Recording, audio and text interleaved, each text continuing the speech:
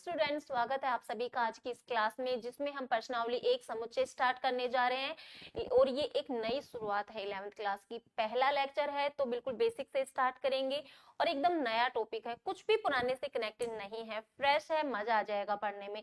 तो देखिए बहुत ही बेसिक से इंफॉर्मेशन है कि समुच्चय क्या होते हैं, कहाँ से इसको स्टार्ट किया, किसने इसको स्टार्ट किया, तो वो हम जानेंगे। तो देखिए ये जो आपको दिख रहे हैं ये है फादर ऑफ सेट थ्योरी। ये जर्मन के गणितज्ञ थे जॉर्ज कैंटोर और इनका कार्यकाल रहा है 1845 से 1918 तक। क्लियर है। अब ये जॉर्ज कैंटोर जो जर्मन के गणितज्ञ थे, इन्होंने सेट थ्योरी दी है और सेट थ्योरी 11th क्लास से हमारी स्टार्ट हो रही है। ज्यादा 11th क्लास में हमारे काम नहीं आएगी, लेकिन जो एमएससी वगैरह होती है वहां पे सेट थ्योरी बहुत काम आती है। तो जो सेट थ्योरी को इन्होंने पता नहीं कहां तक लेके गए हैं, बहुत ही आगे तक ये सेट थ्योरी को लेके गए हैं। तो हम क्या क्या पढ़ने वाले हैं 11th क्लास का जो फर्स्ट चैप्टर है उसका ओवरव्यू हम देखते हैं। तो यहाँ पे जो ये ओवरव्यू आपके सामने है इसके डिस्कस करते हैं इसके बारे में। देखिए सबसे पहले हम पढ़ेंगे समुच्चय और उसका निरूपण। अब कौन कौन सी प्रश्नावली है यहाँ पे, हमारी प्रश्नावली है 1.6 तक। तो ये जो समुच्चय और इसका निरूपण है इसका हम अध्ययन करेंगे प्रश्नावली 1.1 में।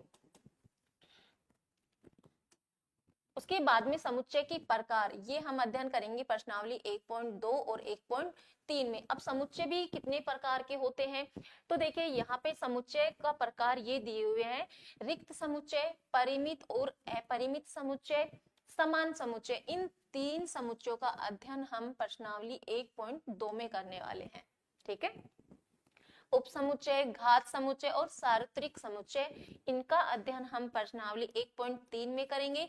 तो ये तो हुए हमारे समुच्चय के प्रकार। अब आगे देखिए जो ये वेन आरेख है, समुच्चय पर संक्रियाएं और समुच्चय का पूरक, इन तीनों टॉपिक का अध्ययन हम प्रश्नावली 1.4 और 1.5 में करने वाले हैं।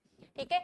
अब देखिए समुच्चय पर संक्रियाएं, भाई जोड़ गुणा बाकी भाग हम जानते हैं, उस पे कैसे हम संख्याओं को जोड़ते हैं, घटाते हैं, भाग करते हैं, वो सभी यहाँ पे सम्मिलित क्या क्या उसमें शामिल हो रहे हैं, क्या सर्वनिष्ठ हैं, क्या उनमें अंतर है, वो सभी यहाँ पे समुच्चय की संक्रियाओं में हम अध्ययन करने वाले हैं। और जब समुच्चयों की संक्रियाएं और समुच्चयों का पूरक मतलब कॉम्प्लीमेंट, इन दोनों के बारे में हमें जानकारी हो जाएगी, तब हमें वेन आरेख बनाने होंगे। और ये वेन आरेख है जो 11th क्लास की प्रोबेबिलिटी और 12th क्लास की प्रोबेबिलिटी में भी काम आएगा। तो इसको समझने के लिए इन दोनों टॉपिक्स को हम समझेंगे। बहुत ही इंपॉर्टेंट है ये प्रश्नावली हमारी 1.4 और 1.5। और ये जो व्यवहारिक प्रश्न है इसका अध्ययन हम 1.6 में करने वाले हैं। तो कुल मिला के ये दोनों बहुत इंपॉर्टेंट है, लेकिन इन दोनों को पढ़ने के लिए हमें इनको पढ़ना जरूरी होगा। ठीक है, क्योंकि बेस यदि अच्छा होगा तो आगे का जितना भी होगा हम बहुत ही इजीली उसको कवर करेंगे। ओके। तो देखिए समुच्चय और उसका निरूपण, सबसे पहले हम पढ़ने वाले हैं कि समुच्चय क्या होते हैं, किस प्रकार हम उनका निरूपण करते हैं, कैसे उनको लिखते हैं, उनमें क्या क्या होते हैं, वो सारी चीजें हम पढ़ने वाले हैं प्रश्नावली 1.1 में। तो आइए करते हैं स्टार्ट। देखिए सबसे पहले इसकी डेफिनेशन हम समझे कि समुच्चय होता क्या है। तो देखिए वस्तुओं के सुपरिभाषित संग्रह को समुच्चय कहते हैं। डेफिनेशन क्या दी इसने कि वस्तुओं के सुपरिभाषित संग्रह को, भाई सुपरिभाषित संग्रह, संग्रह मतलब जैसे कि मेरे हाथ में एक पेन है, दूसरा पेन मैंने ये लिया, तीसरा मेरे हाथ में ये रिमोट है, तो ये क्या हो गया, एक संग्रह हो गया, तो हम इसको समुच्चय कह सकते हैं। अब समुच्चय भी क्या शब्द आया है यहाँ पे, सुपरिभाषित। अब सुपरिभाषित कैसे होगा, ये जो सुपरिभाषित शब्द है इसको समझिए, ये जो व्यक्तियों के अनुसार ना बदले, व्यक्तियों के अनुसार, ध्यान से देखिएगा, व्यक्तियों के अनुसार ना बदले, वो सुपरिभाषित होता है। वस्तुओं का संग्रह जैसे मैंने अभी आपको दिखाया, वो वस्तुओं का संग्रह, तो हम उसको समुच्चय कह सकते हैं। लेकिन यहाँ पे ये चीज व्यक्तियों के अनुसार नहीं बदलनी चाहिए। एग्जाम्पल से समझिए कि 10 से कम विषम प्राकृत संख्याएं। अब भाई 10 से कम विषम प्राकृत संख्याएं कौन कौन सी होती है, 10 से कम मतलब एक, विषम पूछ रहा है तो 2, 3, 5, 7 और 9। 10 से कम विषम प्राकृत संख्याएं ये है। ठीक है, मेरा आंसर मैंने दिया ये। यदि आपसे कोई पूछे तो आप भी यही बताओगे, किसी तीसरे से हम पूछेंगे तो भी हमें यही आंसर मिलने वाला है, इंडिया में हम पूछेंगे तो भी यही आंसर मिलेगा, और यदि इंडिया से बाहर हम दूसरे देशों में पूछेंगे तो भी हमें यही आंसर मिलने वाला है। ठीक है, तो इसका आंसर जो 10 से कम विषम प्राकृत संख्याएं हैं वो व्यक्तियों के अनुसार नहीं बदली, ये फिक्स है, तो इसको हम क्या, सुपरिभाषित है, फिक्स है ये। ठीक है, तो इसको हम क्या लिखेंगे। और एक बात, यहाँ पे जो समुच्चय है उनको हम हमेशा मजले कोष्टक में लिखते हैं। कोष्टक 3 टाइप्स के होते हैं, छोटा कोष्टक, ये बड़ा कोष्टक और ये मजले कोष्टक। तो मजले कोष्टक में कुछ भी अवयव हो, कोई भी डिजिट हो, संख्या हो, जिनको हम वस्तुएं हो, जिनको हम क्या बोलते हैं, अवयव बोलते हैं, तो इनको मजले कोष्टक में कोमा लगा के लिखा जाता है। ठीक है, तो ये समुच्चय का निरूपण होता है। तो यहाँ पे जो फर्स्ट एग्जाम्पल है कि 10 से कम विषम प्राकृत संख्याएं, तो यहाँ से हम इसका निरूपण किस प्रकार से करेंगे। देखिए, मजला कोष्टक 1, 3, 5, 7 और 9। ठीक है, और ये क्या है, सुपरिभाषित है, सुपरिभाषित है। सेकंड एग्जांपल देखिए, 5 सबसे अच्छे अभिनेता, मतलब 5 सबसे अच्छे एक्टर्स, मैंने नाम दे दिया संजय दत्त, अजय देवगन, सलमान खान, शाहरुख खान। ठीक है, इस प्रकार मैंने अपने एक्टर्स बता दिए अपनी पसंद के। यदि आपसे कोई पूछे तो आप अपनी पसंद के एक्टर्स बताएंगे, किसी तीसरे से हम पूछेंगे तो वो अपनी पसंद के। तो क्या ये फिक्स है, सुपरिभाषित है? नहीं है, क्योंकि ये व्यक्तियों के अनुसार क्या हो रहा है, चेंज हो रहा है, बदल रहा है। तो हम इसको क्या लिखेंगे कि ये सुपरिभाषित नहीं है, सुपरिभाषित नहीं है। ठीक है, नेक्स्ट एग्जांपल देखिए, संख्या 12 के अभाज्य गुणनखंड। तो संख्या 12 के अभाज्य गुणनखंड निकालिए। 2 छिके 12, ठीक है, 2 से किया, 2 तिये 6 और ये 3 एकम 3। तो इसके अभाज्य गुणनखंड हमारे पास क्या निकल के आए, 2, 2 और 3। ठीक है, अब यहाँ से एक चीज देखिए कि ये 2, 2, 3 है, यहाँ पे हम ये 2 2 बार नहीं लिखेंगे। क्यों? नेक्स्ट मैं आपको समझाऊंगी कि जो समुच्चय में अवयव होते हैं वो कभी रिपीट नहीं होते हैं, नॉन रिपीटेड होते हैं। तो इसको हम क्या लिखेंगे, सिर्फ एक ही बार 2 आपको लेना है। तो संख्या 12 की अभाज्य गुणनखंड हमारे पास निकल के आए 2 और 3। तो ये क्या है, सुपरिभाषित है। किसी से भी आप पूछ लीजिए, ये सुपरिभाषित होगा। क्यों? क्योंकि ये फिक्स है, संख्या 12 के अभाज्य गुणनखंड यही होंगे, ये कभी चेंज नहीं होते हैं, व्यक्तियों के अनुसार चेंज नहीं होंगे, इसलिए ये क्या है, सुपरिभाषित है। ओके, नेक्स्ट एग्जांपल देखिए, अंग्रेजी वर्णमाला के स्वर। भाई अंग्रेजी वर्णमाला के क्या क्या अक्षर होते हैं, A B C D E F G H I J K L M N O P Q R S T ओ, ठीक है, जेड तक। अब यहाँ से हमसे पूछा है अंग्रेजी वर्णमाला के स्वर। अब स्वर कौन कौन से होते हैं, भाई स्वर होते हैं ए, ई, आई, ओ, यू। ठीक है, ये स्वर होते हैं। मैंने आंसर दिया, ये स्वर होते हैं। आपसे पूछा जाएगा यही आंसर मिलेगा, इंडिया में पूछेंगे तो भी यही आंसर मिलेगा, इवन इंडिया से बाहर यदि हम पूछेंगे तो भी हमें यही आंसर मिलने वाला है कि अंग्रेजी वर्णमाला के ये स्वर होते हैं। तो ये क्या हुआ भाई, सुपरिभाषित है। ये भी क्या है, सुपरिभाषित है। ठीक है, नेक्स्ट एग्जांपल देखिए, दुनिया के 3 सबसे प्यारे जानवर। अब दुनिया की 3 सबसे प्यारे जानवर व्यक्तियों के अनुसार बदलेंगे, ये कोई फिक्स नहीं है, कोई अपनी पसंद बताएगा, मैं अपनी पसंद बताऊंगी, आप अपनी पसंद बताओगे, तो ये व्यक्तियों के अनुसार बदल रहे हैं। तो हम इसको क्या कहेंगे कि ये सुपरिभाषित नहीं है। तो यहाँ पे लिखिए सुपरिभाषित नहीं है, सुपरिभाषित नहीं है। नेक्स्ट देखिए, समीकरण एक्स स्क्वायर बराबर 9 का हल। अब यहाँ से एक्स स्क्वायर बराबर 9 का हल निकालिए भैया। तो एक्स स्क्वायर स्क्वायर निकाला तो यहाँ पे रूट में जाएगा सामने वाली संख्या पे। फाइनली एक्स बराबर क्या आएगा, +-3। अब यहां से मैंने x का मान ये निकाला, इस समीकरण को सॉल्व किया, यदि किसी और से सॉल्व करवाएंगे तो भी यही निकल के आएगा, ये कभी चेंज नहीं होगा। तो हम यहाँ क्या लिखेंगे कि ये भी क्या है, एक सुपरिभाषित है। तो लिख दीजिए यहाँ पे सुपरिभाषित है। क्लियर है? समुच्चय क्या होता है? वस्तुओं का सुपरिभाषित संग्रह को हम क्या कहते हैं? समुच्चय कहते हैं। लेकिन वो व्यक्तियों के अनुसार बदलना नहीं चाहिए। और वस्तुओं में क्या क्या होते हैं? कुछ भी आ सकते हैं, जिनको हमने क्या नाम दिया? अवयव नाम दिया। और कुछ एग्जाम्पल से हमने समझा कि ये क्या क्या होते हैं, कैसे इनका निरूपण करते हैं। क्लियर है? चलते हैं नेक्स्ट पेज पे। अब देखिए समुच्चयों का निरूपण भी दो प्रकार से होता है। ठीक है, अभी हमने देखा कुछ एग्जाम्पल समझ के कि समुच्चय क्या होते हैं। अब यहाँ पे इनको निरूपण समझेंगे हम। ये टू टाइप्स के होते हैं। फर्स्ट है रोस्टर या सारणीबद्ध रूप, और सेकंड हम समझेंगे निर्माण रूप। अब ये रोस्टर और निर्माण रूप क्या होते हैं, बहुत इंपॉर्टेंट चीज है, ध्यान से देखिएगा। जैसे कि अभी हमने एग्जाम्पल लिया, ये 10 से कम विषम प्राकृत संख्याएं, यही एग्जाम्पल मैं लेके समझाती हूँ आपको। तो इस कोष्टक में हम लिखते हैं, अभी मैंने आपको बताया है 10 से कम 1, 3, 5, 7 और 9। ठीक है, और ये मझले कोष्टक में हमने इसको बंद कर दिया, और इसको मान लीजिए हमने कैपिटल ए नाम दे दिया। समुच्चयों में हम हमेशा कैपिटल नाम देंगे, कभी भी स्मॉल नाम नहीं आता है यहाँ पे। तो इन सभी को मैंने कैपिटल ए नाम दे दिया, और इस प्रकार मझले कोष्टक में कोमा लगा के इनको लिख दिया। तो ये कौन सा रूप हुआ? ये रोस्टर रूप है, सारणीबद्ध रूप है। ठीक है, इसी को हम निर्माण रूप में कैसे लिखेंगे? अब निर्माण रूप में लिखने के लिए देखिए, A बराबर मझला कोष्टक। अब यहाँ पे जो भी अवयव हैं आपके सामने, इनको हम x मान ले। जरूरी नहीं है आप x ही मानो, आप कुछ भी मान सकते हैं। हमें x पसंद है इसलिए हम ज्यादातर x मानते हैं। ठीक है, तो क्लियर? इतना जरूरी नहीं है कि आप x ही मानो, कुछ भी आप वहां पे मान सकते हैं। इन सभी को हमने x माना, x। अब यहां से देखिए, जो ये दो पॉइंट एक साथ दिखे होते हैं, इनको बोलते हैं सच डेट।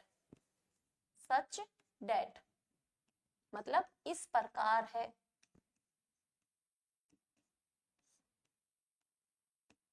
सच डेट, तो इन सभी अवयवों को हमने क्या माना? x माना। x सच डेट मतलब जो x है ये अवयव है, इस प्रकार है कि क्या है? 10 से कम विषम प्राकृत संख्याएं, यहां पे लिख दीजिए 10 से कम विषम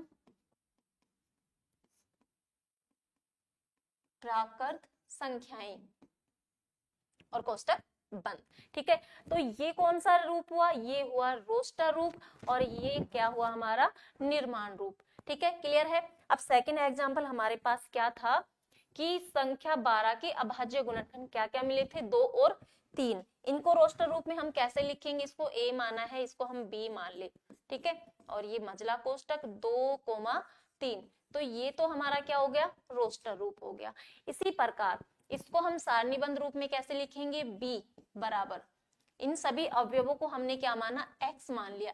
x सच डेट x इस प्रकार है कि 12 के क्या है? अभाज्य गुणनखंड। ये देखिए 12 के अभाज्य गुणनखंड, तो यहां से हम लिख देंगे 12 के अभाज्य गुणनखंड।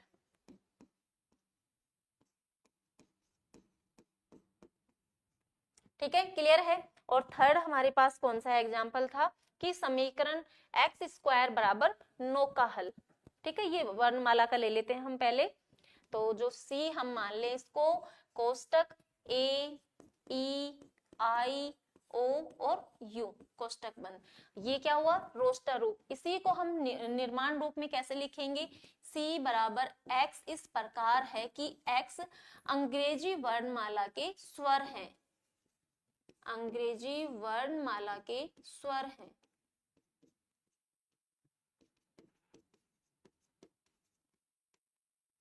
ये जो निर्माण रूप है, ये मैं आपको लिख के मतलब हिंदी टाइप में लिख के बता रही हूँ, इसको मैथमेटिकल टाइप में भी हम लिखेंगे, और वही ज्यादा इंपॉर्टेंट है, वो हम आगे समझेंगे। लेकिन अभी फिलहाल आप ये समझिए सिंपल वे में कि x सच डेट x इस प्रकार है कि ये अंग्रेजी वर्णमाला की क्या है? स्वर है।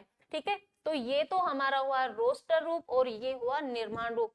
क्या क्या अंतर है भाई? रोस्टर रूप में तो सिंपली आपको जो भी अवयव हैं उनको कोमा लगा के लिखना है, ठीक है। और निर्माण रूप में इस टाइप में एक्स सच डेट, ये सच डेट का साइन होता है और जो भी हो उसको आगे लिख के कोष्टक बंद कर देना है। क्लियर? अब यहाँ पे दो इंपॉर्टेंट पॉइंट और याद रखने हैं आपको। इंपॉर्टेंट पॉइंट कौन से होंगे कि जो ये अवयव हैं ये कभी रिपीट नहीं होते हैं, ये नॉन रिपीटेड होते हैं। क्लियर? और दूसरी बात कि इनका जो सीक्वेंस होता है वो चेंज हो सकता है, ये कभी कोई फिक्स नहीं है कि भाई ये जो ये स्वर हैं हम इनको ए ई आई ओ यू ही लिखे समुच्चय में, इनको हम इस प्रकार भी लिख सकते हैं और ए आई यू ओ ई ए, ठीक है। तो फर्स्ट कंडीशन क्या है कि ये नॉन रिपीटिंग है, कोई भी अवयव दो बार रिपीट नहीं होगा, यहाँ पे मैंने आपको बैक पेज पे समझाया था। और सेकंड कंडीशन है कि इनका सीक्वेंस चेंज हो सकता है, कोई फिक्स नहीं है। क्लियर है? तो क्या क्या हमने समझा कि समुच्चय किस टाइप से हम लिखते हैं, समुच्चय क्या होते हैं, इनकी डेफिनेशन क्या होती है, किसने इसको प्रतिपादित किया, उनका कार्यकाल क्या था और इनका निर्माण रूप हमने देखा। क्लियर? अब आगे चलते हैं। अब दो पॉइंट और हैं, देखिए एक तो है अवयव है, इसी को हम बोलते हैं सदस्य है या में है और इंग्लिश में बिलोंग्स टू। अब यहाँ से देखिए, अब ये बिलोंग्स टू का एक साइन होता है और साइन इस टाइप के होता है जैसे कि हम सी बनाते हैं, ठीक है, और सी को हम यहाँ से एक बार क्रॉस कर दे तो इसको हम क्या कहेंगे? Belongs to. ये बिलोंग्स टू का साइन होता है, आगे यही काम आएगा अपने सेट्स में। आगे देखिए डज नॉट बिलोंग्स टू, ये सी हमने बनाया और इसको इस प्रकार काट दिया तो ये क्या हुआ? Does not belongs to. अब इसको समझिए, जैसे कि हमारे पास अभी जो एग्जाम्पल लिया था उसी को मैं रिपीट करती हूँ। 10 से कम विषम प्राकृत संख्याएं 1 3 5 7 और 9, ठीक है। अब यहां से देखिए जो ये ए है, ए में ए बिलोंग्स कर रहा है भाई, ए में 2 है क्या भाई? जो ये ए के अवयव है यहाँ पर 2 है क्या? 2 नहीं है तो हम क्या करेंगे? A does not belongs to, sorry यहाँ पे थोड़ा इस प्रकार आप पहला कौन सा पॉइंट है? अवयव है, सदस्य है, में है, मतलब दो हमने लिया तो दो हम कहेंगे कि ए में ए के अवयव है, सदस्य है, में है, मतलब बिलोंग्स टू। तो जो दो है वो इस अवयवों में है क्या? है तो अपन कौन सा लगाएंगे? ये वाला साइन लगाएंगे। यदि नहीं है तो हम ये साइन यूज करेंगे, ठीक है। किस प्रकार? देखिए पहला हम ये एग्जांपल समझ ले थोड़ा सा। अब बिलोंग्स टू और डज नॉट बिलोंग्स टू आपको यही ध्यान रखना है क्योंकि आगे जाके समुच्चयों का जब भी हम निरूपण करेंगे तो ये साइन बहुत काम आने वाले हैं। और इसको पढ़ने के बाद में हम इसके कुछ इंपॉर्टेंट स्टैंडर्ड सेट पढ़ेंगे जो कि हमने 9th और 10th क्लास में पढ़े हैं, ठीक है। एक बार उनका रिपीटेशन करेंगे क्योंकि उनका जब हम जैसे कि प्राकृत संख्या हमारी होती है n, अब n हम जानते हैं प्राकृत संख्या 1 से स्टार्ट होती है और अनंत तक जाती है। इसी प्रकार हमने समझी थी कि पूर्ण संख्या क्या होती है? वो संख्याएं जो 0 से स्टार्ट होती हैं और अनंत तक जाती हैं। और एक हमने देखा था पूर्णांक जिसमें पॉजिटिव और नेगेटिव दोनों साइन होते हैं, मतलब पॉजिटिव संख्या भी आती है और नेगेटिव संख्या भी आती है, तो वो हमारी पूर्णांक होती हैं। एक हमने समझी थी परिमेय संख्याएं, एक रियल नंबर, तो वो उन सभी के सिर्फ डिजिट काम आएंगे, ठीक है, उनके सिर्फ अक्षर काम आएंगे कि जैसे कि रियल नंबर आर दे दिया, ठीक है। तो वहां पे हमें पता होना चाहिए कि रियल नंबर क्या क्या होते हैं, ठीक है। तो हम एक बार वो भी रिपीट करेंगे, तो पहले इसको देख लेते हैं।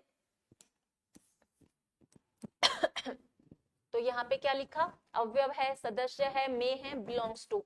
तो यहाँ पे दो बिलोंग्स ए, अब दो बिलोंग्स कर रहा है क्या ए में?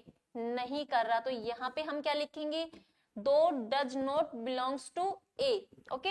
इसी प्रकार फर्स्ट देखिए कि एक बिलोंग्स कर रहा है ए में, तो ये बिलोंग्स का मतलब ए में जो अवयव एक है तो यहाँ पे बिलोंग्स टू, दो नहीं था तो डज नॉट बिलोंग्स टू, ठीक है। इसी प्रकार यहाँ पे मैं लिखूं ए बिलोंग्स कर रहा है एक से, ठीक है, ए बिलोंग्स कर रहा है बी से, तो यहाँ पे डज नॉट बिलोंग्स नहीं है, दो, सॉरी दो आएगा यहाँ पे ना, ये दो। इसी प्रकार A belongs to 3, A does not belongs to 4, A belongs to 5, A does not belongs to 6। ठीक है, यदि उसमें अवयव प्रेजेंट हैं तो बिलोंग्स टू, यदि अवयव प्रेजेंट नहीं है तो डज नॉट बिलोंग्स टू। बहुत सिंपल से पॉइंट है। ठीक है, अब चलते हैं next, some important standard set. अब ये क्या क्या है, अभी मैंने आपको रिपीट करवाया था। तो सबसे पहले हम जानते हैं नेचुरल नंबर, जिसको हम n से रिप्रेजेंट करते हैं। और ये कौन सी होती है भाई, एक से स्टार्ट होते हैं, 1 2 3, और ये डॉट डॉट डॉट डॉट, और ये अनंत तक। ठीक है, प्राकृत संख्याएं मतलब प्रकृति, प्रकृति कितनी है, एक है, तो प्राकृत संख्याएं कहां से स्टार्ट होंगी, एक से स्टार्ट होंगी। क्लियर। इसी प्रकार दूसरी हमारी होती है पूर्ण संख्याएं मतलब होल नंबर, जिसको हम W से रिप्रेजेंट करते हैं, और ये 0 से स्टार्ट होती है, 0 1 2 डैश डैश डैश, और ये अनंत तक। इसी प्रकार एक होता है हमारा इंटीजर, जिसको हम Z से रिप्रेजेंट करते हैं, और इसमें क्या क्या होता है, -3 -2 -1 0 1 2 3, और ये डैश डैश। ठीक है, यहाँ पे धनात्मक और ऋणात्मक दोनों संख्याएं लिखी जाती हैं। इसके बाद में आता है परिमेय संख्याएं। ठीक है, अब परिमेय संख्याएं जिनको हम Q से रिप्रेजेंट करते हैं। ठीक है, किसे रिप्रेजेंट करेंगे, Q से। अब ये Q से रिप्रेजेंट करते हैं, लेकिन हम जानते हैं परिमेय संख्याओं का रूप क्या होता है, P बटे Q। अब इनको P बटे Q के रूप में सेट में लिख सकते हैं क्या हम, इसको इस प्रकार तो लिख नहीं सकते, क्योंकि 2/5 और 3/5 के बीच में तो अनंत परिमेय संख्याएं होती हैं, तो पॉसिबल नहीं है इसको इस टाइप से लिखना। तो परिमेय संख्याओं को हम सेट के रूप में कैसे लिखेंगे वो देखिए, हमने इसको लिखा x belongs to, sorry x such that x इस प्रकार है कि p बटे q के रूप में है। ठीक है, अब x क्या हो गया भाई, यहाँ पे ये हो गया इंटीजर नंबर, माइनस और प्लस कुछ भी हो सकता है। ठीक है, जहां पे q नॉट इक्वल क्या होती है, 0 होता है। तो परिमेय संख्याओं को इस प्रकार से हम रिप्रेजेंट करेंगे। क्लियर है। और उसके बाद में हमारी आती है रियल नंबर, और रियल नंबर में तो सारी संख्याएं होती हैं। क्लियर। अब यहाँ से जो जो इम्पोर्टेंट था इसके परिचय में, बेसिक में हमने आज क्लियर किया है। अब नेक्स्ट क्लास में हम इसके प्रश्नावली के क्वेश्चन से स्टार्ट करेंगे, और किस प्रकार से जो ये निर्माण रूप सेट का होता है उसको मैथमेटिशियन तरीके से किस प्रकार से उसको निरूपित करते हैं, बहुत ही इंपॉर्टेंट है, वो अध्ययन करने वाले हैं। तो आज के लिए इतना ही, मिलते हैं नेक्स्ट क्लास में। आज के धन्यवाद।